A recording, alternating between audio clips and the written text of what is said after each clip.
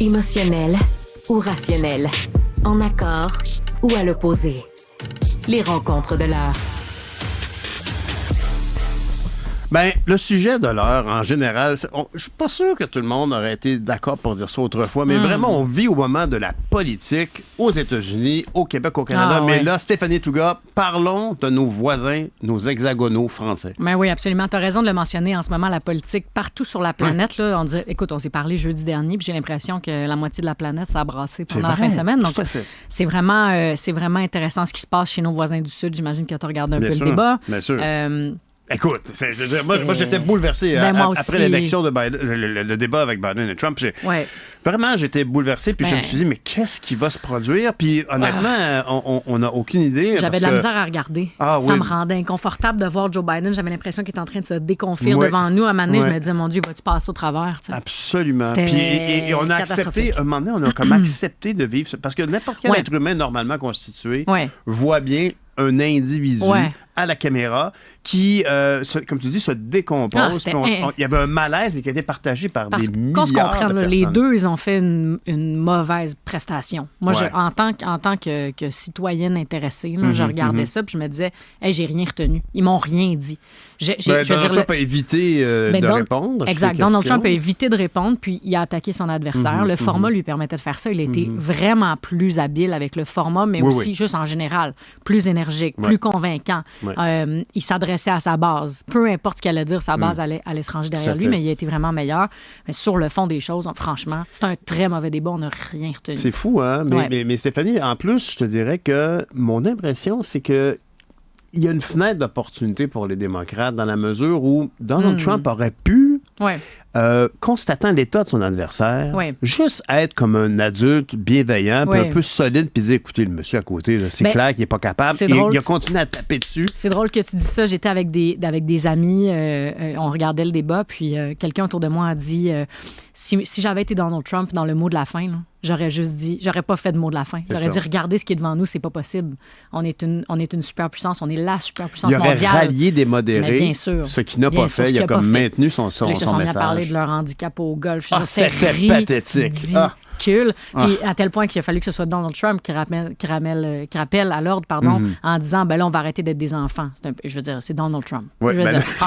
C'est peut-être son meilleur coup pour les gens qui ne soutenaient pas. Ça, c'est peut-être son meilleur coup parce qu'il a eu l'air un peu plus raisonnable, effectivement. J'ai l'impression que le centre, là, le swing vote, en bon français, c'est dit, on peut pas voter pour M. Biden, là, c'est absolument pas possible, alors qu'il a un excellent bilan. Ben oui. Il a un excellent bilan, puis il n'a pas réussi à le défendre. Ben moi, je résumais ça en disant que moi, si j'avais le choix, je préfère voter pour un grand-papa un peu gâteux, mais quand même bienveillant, informé, plein de compétences et d'expérience, et qui peut s'entourer de gens dynamiques. Il avait des très bons secrétaires. Moi, je pense à un Pete Buttigieg, par exemple. Il y a du monde autour de lui. Il y a dans l'équipe démocrate est bonne. On a-tu le droit aux États-Unis, tu sais, comme la course présidentielle, la ligue présidentielle, mais est-ce qu'on aurait le droit d'avoir des publicités pour dire votez Joe Biden, puis on verrait derrière tous les jeunes hommes et femmes dynamiques qui sont derrière, puis qui disent nous, on soutient notre grand-papa un peu gâteux, mais qui a tellement raison, puis tellement bienveillant. Est-ce que ça se peut? C'est-tu légal? Bonne question. C'est-tu légal? Mais j'ai l'impression qu'en ce moment, au niveau de la stratégie, ils se sont dit... les démocrates se sont dit que ça va être un référendum sur Donald Trump. Anything but Donald Trump. N'importe qui sauf lui. Sauf que là, le n'importe qui est en face, qui est Joe Biden, qui avait un bon bilan, il fait pas l'affaire. Parce que, juste qu'on se rappelle, là, on vote pour un président pour 4 ans. Moi, l'homme que j'ai vu en débat, en tout cas, s'il est là, dans quel état, on peut se le demander.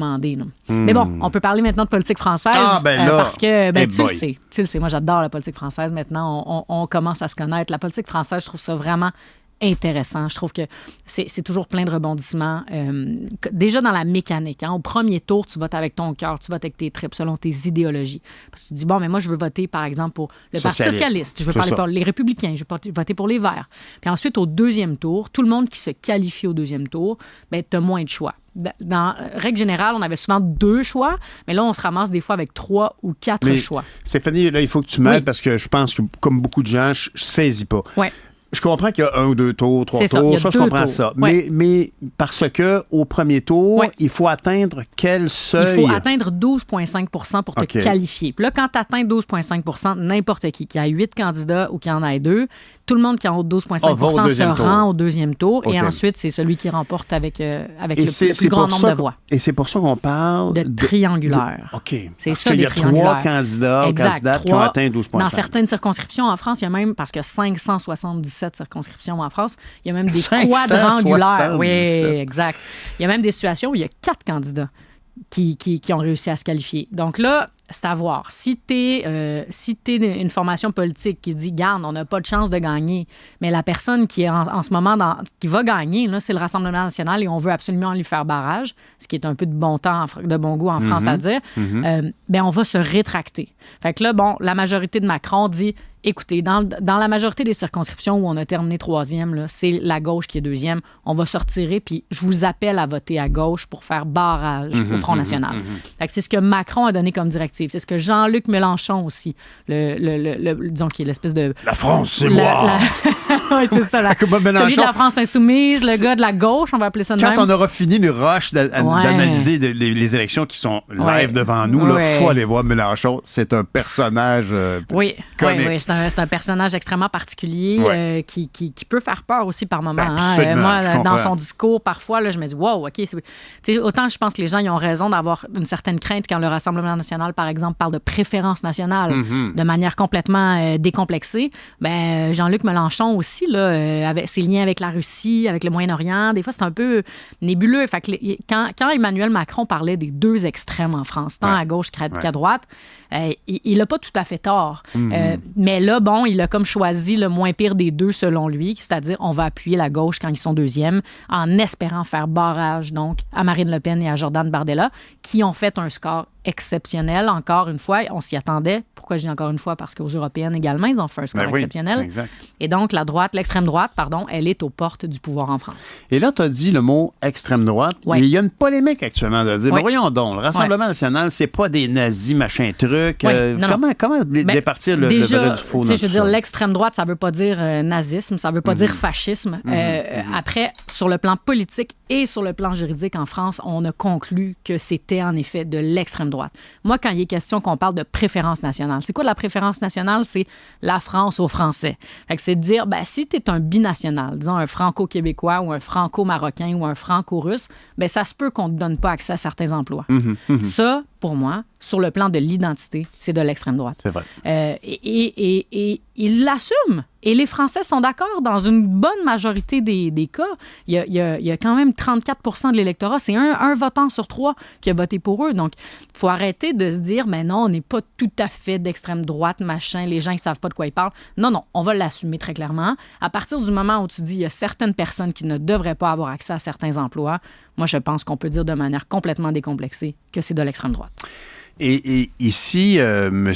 Bardella, qui est comme le visage le plus acceptable de Marine Le Pen, c'est comme il a tout fait pour adoucir son image. Là, alors, j'imagine que là, ça va être la grande séduction cette semaine. C'est la grande séduction. En fait, il a même dit, je vais, parce que c'est une personnalité très, très aimée, très populaire en ce moment en France. Déjà, là, en bon français, il cartonne chez les jeunes. Les jeunes l'aiment beaucoup. C'est une personnalité quasiment TikTok. Là, il est très, très populaire. Il a dit, si vous me donnez une majorité, il fait un peu de chantage émotif, si vous me donnez une majorité, je vais vouloir adhérer au poste de premier ministre. Donc, il espère une majorité absolue. C'est ce qu'il essaie d'avoir. À voir s'il l'aura. Pour l'instant, les projections semblent dire qu'il ne l'aura pas. Juste être sûr qu'on se comprend bien, Stéphanie, il veut une majorité absolue, c'est-à-dire donc plus que 50 des sièges aux législatifs. Tu dis qu'il y a combien de circonscriptions? C'est 577 circonscriptions. Donc, ça y prend, lui, et 288 amis. Eh boy, c'est du monde. Et là, au moment où on se parle, sur ces 280-là, au premier tour, en a-t-il déjà sécurisé quelques-uns? Il y a une cinquantaine, une soixantaine, là, je retrouverai sécurisé. mes chiffres. Okay. Il y a déjà là, quelques dizaines d'élus du Rassemblement national qui ont gagné à plus de 50 % dès le premier tour. Est-ce que, je connais pas l'état du Parlement français, il y a 3 semaines avant que Emmanuel Macron déclenche cette élection, c'était combien du Front national? C'était largement moins.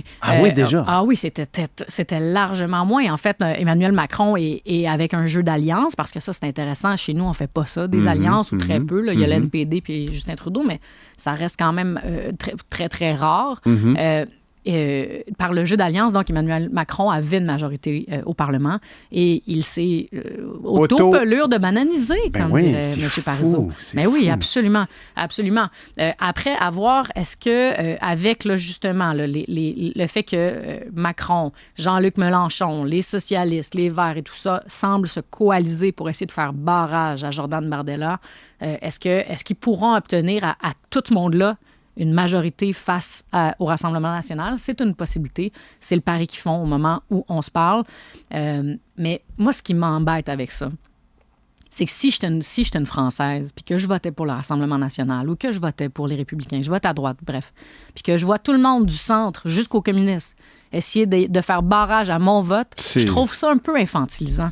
Je trouve que c'est un peu on vient un peu tronquer l'esprit démocratique du deuxième tour, puis ça me fatigue un peu. Mais c'est aussi que en tant que démocrate, carrément. Mais je comprends, parce que à la limite, c'est un peu comme tout sauf la droite. Oui, c'est exactement ça. On peut être contre la droite en soi puis être très à gauche, mais c'est quand même un sac ramassis de toutes sortes d'idées qui va devoir renégocier à l'interne. Mais absolument. C'est loin d'être fini. C'est vraiment de la politique d'en attendant. En attendant que le Rassemblement national arrive à avoir son 50 % direct puis soit au port du pouvoir. Est-ce que ce sera dans 2 ans? Sinon, est-ce que ce sera dans 7 ans?